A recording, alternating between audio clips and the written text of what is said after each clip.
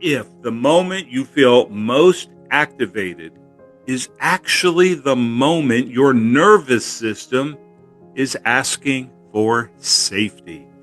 Welcome back to the Unfiltered Butterfly, the method behind real transformation. I'm Mike Connor, creator of Attracting Grace and the Magical Mind process. This show is about what really changes a life, not surface understanding, not motivation. It is the conversation beneath the conversation, the patterns underneath identity, because when those shift, everything shifts. Let me introduce one of the ladies joining us today, Nicole Grace. Hello, Nicole. Hi, thank you, Mike. Hello, everyone. I'm Nicole Grace, and thank you so much for showing up. And I'd like to introduce my other half, as usual, my mom, Sharla. And hello, everyone. I am the mom, and I am glad to be here and welcome you to the show. Fantastic. Thank you both. Last episode, we were talking about rewiring safety. Do you remember that conversation?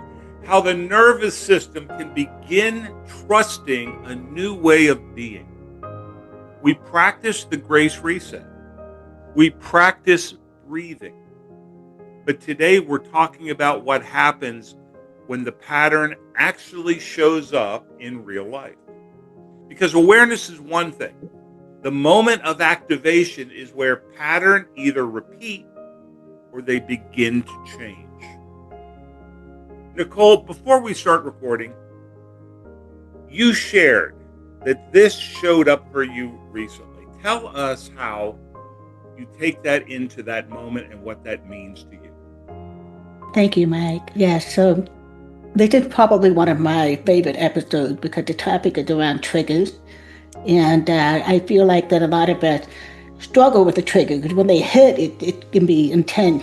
It's one of those moments like, what do I do? And that's a moment that showed up for me. And it was very loud.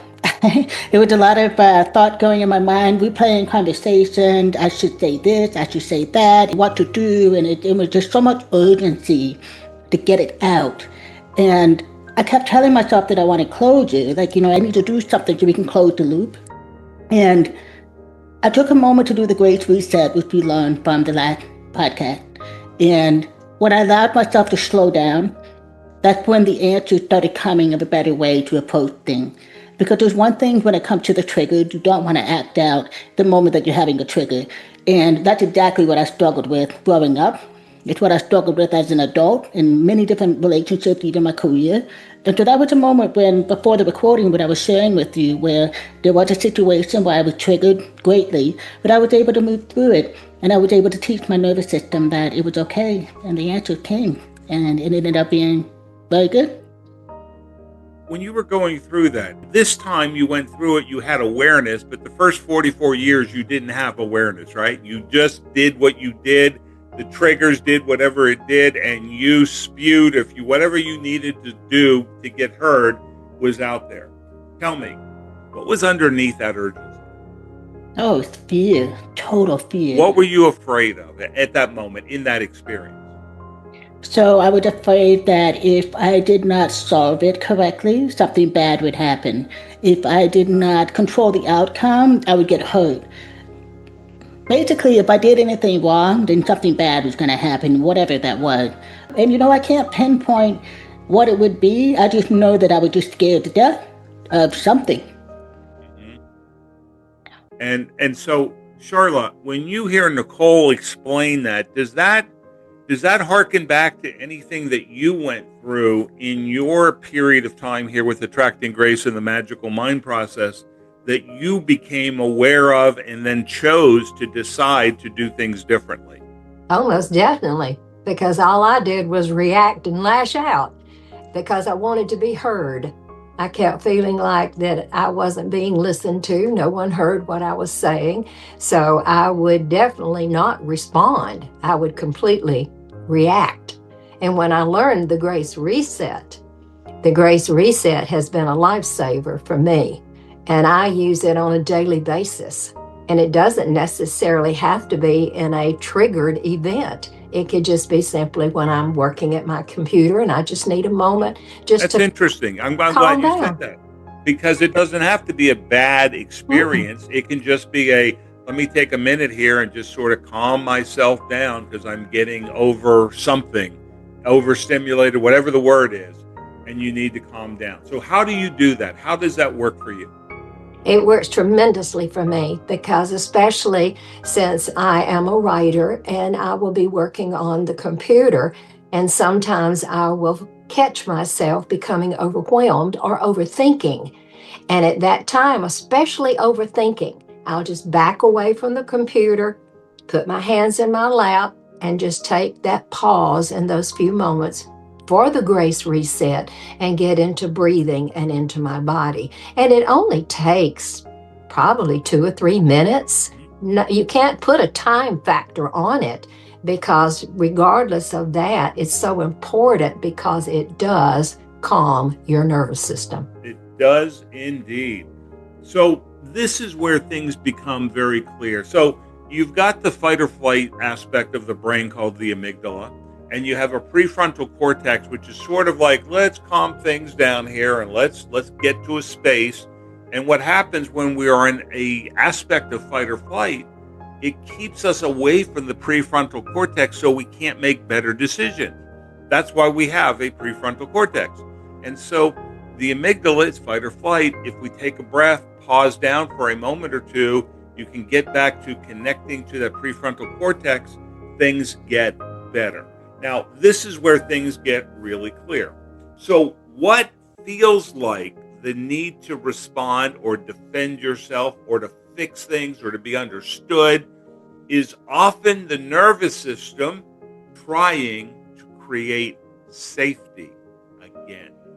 Because if you're being heard, whether it's right or wrong, or you're getting closure because you're getting connected to safety somewhere along the way, your body will continue reaching for the strategies that haven't worked for your entire life so far. Nicole, tell me if that is similar to anything that you've gone through.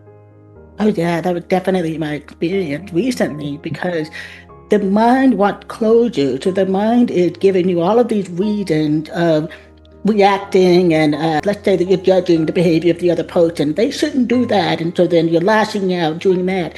But then at the same time, your body is sending a different message. And I noticed for the first time that while my mind wanted closure, my body was asking for safety.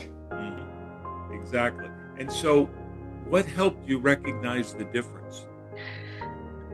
Because those are two different things, but they're powerful in their own way. And it's like push-pull. Oh yeah, and that's where the caveat is, because if you're not paying attention to your body, you miss all the signals. So then your mind is running the show. And you know the saying goes, the mind is a terrible master, but it's a great servant. So my mind was the master for a very long time. And so now that I've learned to listen to my body, that's how I was able to tell the difference.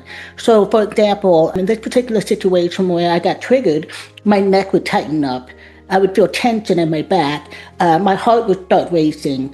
Maybe I'll start sweating. There would be all kinds of signs. So those signs I used to misinterpret as needing to spell out the information, meaning needing to express myself in a way that projects anger or projects the emotion. So just basically to throw it on somebody, right? Sure. Now I'm understanding that the body doesn't want closure. The body wants safety. So instead of listening to my mind, now I use the grace reset to allow me to shift my focus from the mind, which does not help me, to the body where I can create safety. So then once I go to the body and I breathe and I get into the heart and I allow myself to calm down and just settle down for a moment, then my thought changed. All of a sudden now I have answers that I didn't have before. I have better ideas of what to do in a situation because now I have control. And that's where the irony of control comes in, because what we thought we were controlling, we're not. As soon as we give the body signals of safety, now you're able to control what it is you want to control. Exactly. Now, Sharla, where does what Nicole just said, how does that shape up and show itself in your life? This is really interesting, and I want our audience to realize that while they are listening and learning, that even us as presenters, we are listening and learning, because And that moment when you asked me that question, and after hearing Nicole discussing and talking about being in her body, I have made the comment a number of times, I don't know how to get in my body. I'm not in my body. I'm always in my mind, almost 100% of the time. But the way she explained it and the emphasis that she placed on the feelings that she had, all of a sudden, it was almost like that little light bulb. Oh, that's what it is. Because I can reflect back on the tenseness, the nervousness, the tightness, all of a sudden, the anxiety that's in my body, that's not in my mind. That's my body. And at that point, that's when I can pause and not react, because the reaction is going to come from my mind. And when that body is activated, it becomes so much harder to access choice. You are no longer controlling that. It is controlling you. Correct. And so, Nicole, what does that mean when you can get to a point where you know that if I do this, bad things will happen, but if I can take my grace reset and take some breaths, then you can do things a little bit differently because you have new choices. Yeah, and you know what, Mike? Fear was the predominant driving factor for many years that prevented me from discovering my body and what it really meant. Because for the longest time, my mind would give stories to the tension that I was feeling or to the pain that I had. They would make up stuff. They would just tell you stuff and you would assume it's true because nobody else is telling you. You're telling you. Correct. And so that's where a lot of the misunderstanding came from, because, you know, we all have different perspectives.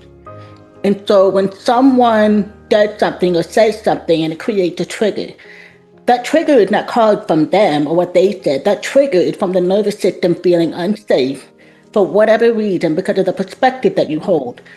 And what I didn't know at the time, for a long time, was when I got triggered, I would blame the other person. You triggered me. You shouldn't do that. So then I'm trying to control the external. I'm trying to control the outcome by changing the person. Instead of looking from within, telling my nervous system, okay, you're holding a perspective that doesn't serve us because we are safe. Just take a deep breath. And yes, you absolutely get hijacked. So when you get triggered and you're not paying attention to your nervous system, your amygdala is hijacked. But then your mind starts to grab and it does all kinds of stories and it becomes intense. And if you don't shift your focus from the mind to the mind's going to get loud, super loud, to the point where you're probably going to create things that you're going to regret later. Because the mind probably are going to do that. And we've all had that experience, haven't we? Oh, yeah. And I think that's where the challenge comes from me, because for the longest time, I used to blame myself for having those triggers. And as a personality defect, I used to believe that I was angry for no reason, or because I couldn't control my own emotions, I started to feel resentment towards other people because they kept triggering me, quote unquote, not understanding that it was my perspective and I had everything in my own hand. And it created a lot of pain, like a lot of pain for me that I didn't want. And so that's what caused me to run into an identity away from who I was, because I really thought that the person I was just a bad person and I needed to create something. I needed to create someone that had her hearing because things would be different. I needed to create someone that was quote unquote happy so I could, people would treat me different. So that's why I started behaving in ways that were inauthentic, believing that the triggers would stop. And of course they don't stop. They never stop because I didn't change my perspective. So now that I'm learning the grace reset, I'm learning, okay, let me be there for my body. I stopped abandoning myself. I stopped leaving my body when things got hard. Stop there, 1 minute's all it takes, slow down, and then the answer came. And my life has been completely different since then in a good way. Earlier, before we were getting ready to record this show, you talked about an aspect that you wanted to bring up for our listening audience right now. What do you mean about coherence? What is the purpose of coherence? How does that measure up to what you're doing and how you have become so successful in growing and elevating your consciousness in so many different ways? So a few years ago with Attracting Grace, you introduced a company called Heart Math. and the Heart Math Institute. And the Heart Math Institute is an institute that does research between the heart and mind coherence. And when you're under stress, or if you're triggered, let's just say, your brain becomes unregulated, it becomes chaotic, and you're disconnected from your heart, you're disconnected from everything. Our natural state is joy, our natural state is calm. So then when something disrupts that, complete uncoherent. And if you're not consistently training yourself to put your attention on your heart and breathe through the heart space, your brain will be incoherent for quite some time, then you won't be able to make the decisions that are in service to you or to others. You'll get the opposite experience. So Heart Math came up a very simple way to build the coherence in your heart and your mind is simply do something like the Grace Reset, which is the 4-2-6 breathing method. But while you're doing that, you put your attention on your heart. So you're breathing your breath in and out through the heart space. So it's just simple as you breathe in, you put your attention on your heart, you hold there for 2 seconds, and then you breathe out for 6 seconds. And while you're doing that, Why the heart, Nicole? Why the heart? So the heart is 10,000 more times powerful than the brain. They've done scientific research to prove that. And when you are putting your attention on the heart, where attention goes, energy flows. And so when your energy is flowing to the space that has the largest charge, that's where you're going to get the most benefit of what it is that you're looking for. Because the heart is the one that has all the answers, not the brain. The brain is a tool. The brain is a mechanism by which the heart can communicate through. Interesting. So when you talk about intentionally creating coherence through breathing and focus and physiology, how does that change your thinking? How does that access different thoughts and different solutions to the current problem that might be, or the current challenge that might be showing up? When you're practicing coherence, you're giving yourself choice. If your brain is incoherent with the heart, you do not have choice. You have more of a reaction. So by giving myself choice, I'm able to choose. Do I want this old version of myself? Or do I want to shift and change into a new version that I choose? Whether that's more compassion, whether that's more patience. I think we can all use a little bit of patience.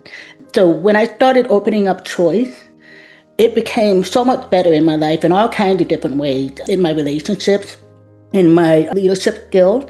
So when I became the president of NARBO, for example, which is the National Association of Women Business Owners, I stepped into an identity that was very new. So naturally, my nervous system would get a little incoherent, let's just say. So I had to practice the Grace Reset several times to be the person that I wanted to show up with. And a year later, it became a tremendous experience where I was able to lift many people. People were able to shine in their role. And I was able to create something that probably would not have happened had I been the old version of myself where I was not incoherent. So it isn't just calming down, but it's actually creating communication between the heart and the mind that you can then share with the audience at NABO. Oh, absolutely. And the other thing too is that when you're practicing coherence, you're giving yourself choice. You're being a service for everyone because you're uplifting everyone, because you're choosing something that's of a higher nature instead of defaulting to the pain or the suffering and the blame and all of those negative lower emotions. So you're able to actually create something that feels good, not just for you, but for everyone else. Interesting. Hey, Sharla, is this making sense to you? Because I know that you've done this a number of times as well. Just give us your perspective, please. Yes, Nicole was the one that introduced me to the heart math. And what I have learned from using it, of course, it does allow your nervous system to retract or realize, that calm state, but it's the focus on gratitude. And when you're using it, your thoughts while you're in that coherent space are just solely on gratitude, everything that you have that you are thankful for. And it can be the smallest, just the tiniest things. It doesn't have to be anything major that you accomplished in any one day. It could just be simply walking over to the water faucet and feeling the water run through your fingers. Something just so simple that you hold gratitude in your heart for. Because as she said, it's all heart centered. And that's where we have our joy, is in our heart. And after regulation that you were talking about, Nicole, when you have regulated your heart and your mind, what comes next? What changed? How did that aspect of you demonstrate a new form of humanity based on a situation that's 30 or 60 seconds old? Well, I contribute the heart coherent to reversing my hearing loss. The more coherent I become in my mind and my body, the more I'm able to hear, the more I'm able to tolerate the noise levels inside me, which I'm able to tolerate the noise outside of me.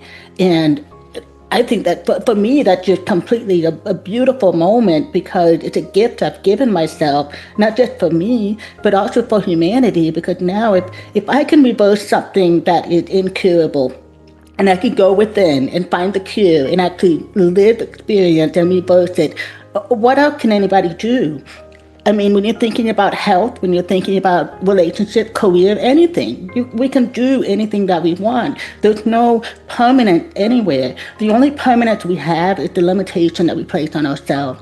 And so when I discovered this process, and I use it religiously, every hour, let's just say, where I am just constantly checking on the coherence of myself and making sure that my mind and my brain are calm, that I'm in the present moment. I'm not outside thinking of the future or ruminating the past, just staying inside my body. And the more that I do that, the more my hearing returns. I mean, that in and of itself Isn't that is interesting? Yes. wonderful. Isn't that interesting? You know, Nicole, that's sort of like where the phrase in the book title, acting as if, came from. What does that really mean from your perspective, acting as if? So acting as if is not pretending, it's not toxic positive thinking, it's none of that. Acting as if is simply acting as if you're already safe in this moment. So then you're actually reaching for the emotion that a safe person would feel. So you're acting as if you already have it. So then when you're doing it in that way, you're training your nervous system to build an identity that's safe. And it is a journey. I mean, you're walking from, let's just say, point A to point B. But when you're acting as if you're already at point B, you get there so much faster. Don't you, though? I mean, I wrote the book. I understand all that. But when you just said it, it just makes all the sense in the world, even though I'm doing this for a great period of time now. But the way you just said it really struck me. Thank you for saying that. You're welcome. Thank you. Sharla, when you think about the acting as if aspects that we're talking about now a little bit in conjunction with coherence and heart math and those kinds of things, where do you shake out? How has it impacted your pathway based on what you've learned over the last several months? It's so interesting, because if I look back and into my childhood, and I caught myself acting if I was something I wasn't, that was always a pretension. It was always, into my mind and into my imagination. But what I have learned, and I'm really getting into it deeper, and I believe that even today I have crossed a threshold in which I have been kind of teetering, because if you act as if you are that person, then you are that person. And the only way that you can change is to be that person. So that if you remain in the state in which you are right now, then you're not going to grow. You're going to just simply be stagnant where you are. So why not put you in the position of being that person, act as if you are, and bring it to you quicker, instead of wishing and hoping and dreaming, which is not going to bring it to you. Exactly. And that's an important distinction. You're not waiting to become safe. You're practicing safety until your system recognizes it. Think about that. You're practicing safety in and of yourself until your system recognizes it and slowly begins churning back to that level of safety from that point on. If someone's listening and find themselves activated this week, what should they notice first, Nicole? What would be the first thing you would say they need to go do? So if you get activated, pause. Take a moment to pause. Do the Grace Reset 426 breathing. Put your attention on the heart. You would want to experience gratitude, but I understand that when you're triggered, sometimes it can get a little challenging And to find it find sometimes. gratitude. That's okay, right? Oh yeah, absolutely, and that is okay. But as long as you are pausing and you are breathing, it's that gap that you're creating for your body and your mind. So you're creating a gap in between, which is giving yourself time. Then when you give yourself time, your body calms down. Now you can access all of those emotions, higher emotions that you otherwise would not be able to access when you're under stress. It's a beautiful process, so I would highly recommend for anyone to do that the next time. That's a great suggestion. Thank you. The moment of activation is not failure. It's just information that says you're still not yet safe enough. So practice safety. Remember, Nicole, you don't need to be right. You need to feel safe, though, right? You need to feel safe. Oh, Don't we all? absolutely. Absolutely. And you know what, Mike? I also noticed that I had to slow down my impatience because nobody liked to get triggered. I certainly did not like to get triggered. So when I became aware of a pattern, I wanted it to stop yesterday. We just gotta quit. Like, why do we keep going? And I noticed that the more that I judged that pattern, the more it would show up. It wouldn't go anywhere. So I had to learn to keep practicing, to practice what we call mercy, give myself mercy for being human, breathe through it, do what I need to do. And it got easier. I found that if I would just allow myself to feel the feeling that I had, let it be okay, do what I need to do, the next time it happened, it wouldn't be as bad. And then the third time, oh, I didn't even get triggered. And now things happen on those situations that it's like, just brush it off my shoulder. And it's great. Exactly. Sharla, is that your experience as well? Well, I just want to say ditto to everything Oh. that Nicole just said. But most importantly, that I have found in my transition and my time in working with Attracting Grace is that now I have begun to witness the pattern where before I was not even aware of it because that was just the reaction. It happened and it felt normal to me. But now I can catch myself and actually witness the pattern having. And that here again is the power of the pause. Indeed, it is. Thank you, ladies, for being a big part of today and talking a little bit about heart math and attracting grace and the magical mind and identity and coherence and all those fun topics. Because everything that you're talking about, you have seen demonstrable shifts and changes in a way that you never would have imagined prior to this point in time. Is that fair?